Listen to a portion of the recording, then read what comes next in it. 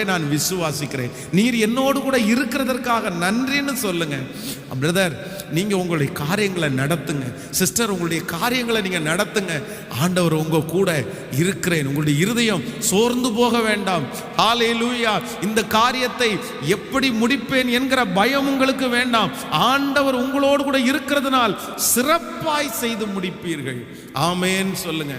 ஆண்டவர் கூட இருந்ததுனால நீங்க தொடர்ந்து நீங்கள் வாசிப்பீர்களே, ஆனால் மோசே செய்ததை விட இந்த ஜோஷுவா இஸ்ரவேல் ஜனங்களுக்கு பெருசா செஞ்சிட்டாரு.